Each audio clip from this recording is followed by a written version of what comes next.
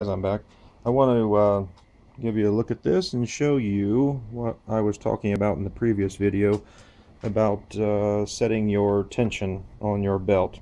Um, I was correct on my mark that I put on here and my pulley down there. They were both set correctly. Let's see if I can show you down here. Oh, let's see, no light. Let me get the light down here. There we go. Now, when you look, too bright. There we go. Now, when you look at the arrow on the pulley, all right. So you have the arrow on the pulley right there where the crankshaft is, and you have the arrow casted into your lower block. You line those two up. That's top dead center of your number one. Okay. And I got my timing belt set in the grooves and semi-tightened on the right side there. It's semi-pulled tight. And then we'll go up on top here now. When you look down in here, so it goes around the water pump right over here, okay? Comes up here and comes up to this pulley right here. Now when you look at this pulley here, do you see the notch in the pulley right here, okay? There's a notch in this pulley right here on the front. That notch needs to line up with the notch on the back side of your timing cover, okay? That lines up. As long as those two are lined up and the one down below on the crank is lined up with the on the block, you can install your timing belt on here, okay? Once that's in place, it's time to put the tensioner on, and this is what I was talking about with the tensioner. This is the tensioner that goes underneath a pivot anvil right there. Let me get the light down in there so you can see it. Okay.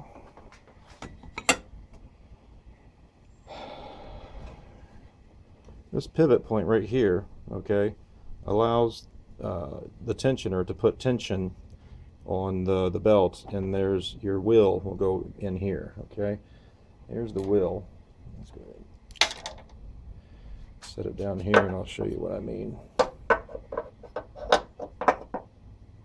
Okay, so your wheel will go in here on top of your pivot point. It mounts to that pivot, okay, and then it will it's hard to do this one-handed and show you what's going on without getting my hand in the way. Okay, just kind of hold it in place here. You probably get the idea, but right there. Okay, so that applies tension on your belt down in there, and once that's bolted to that pivot, which you can probably see the pivot move down there. Hopefully you can. There we go. Yeah, you mount it on there, then you'll underneath the pivot. Let me go ahead and take this out of here, and I'll put the tensioner in place. Show you where it goes. It will push up on. Let's see if I can get in there this way. Okay. All right. It goes underneath the pivot and pushes up on the pivot. The tensioner does. Okay. With the wheel on there, and then that applies your tension against the belt. All right. Now, this tensioner, you can see I have a rivet stuck through a hole. There's a hole on each side of that lip right there. Okay. And what I did is I took the tensioner, stuck it in my vise, and I squeezed the vise to push that pin in the center there back inside its cylinder. Now you're going to apply pressure with your vise, and it's going to start binding up and getting tight and not go all the way in. Not to fret.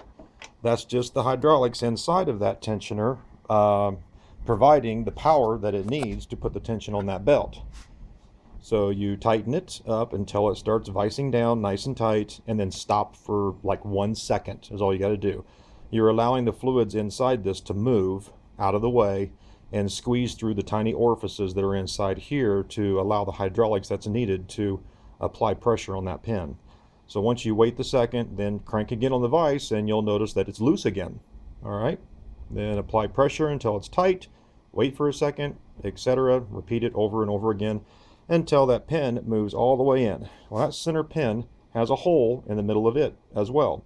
So before you start applying all that pressure, make sure that hole lines up with the holes on the outside. Find yourself a pin to slide through all those holes. Once you get the center pin pushed all the way in the hydraulic cylinder, take your pin that you found and push it through all those holes to lock it in place. Once you get that locked in place, you're going to mount this back on your car with the tensioner pulley in place. And then you're going to see these slides right here. You're going to slide this up next to it, apply the pressure that you need on the bottom of your tensioner. Okay, then tighten it down in place and then pull the pin out. Once you pull the pin out, the pressure will actually apply to the bottom of your pivot and give you the proper tension that you need on your belt. Okay, that's really all there is to it. It's real simple.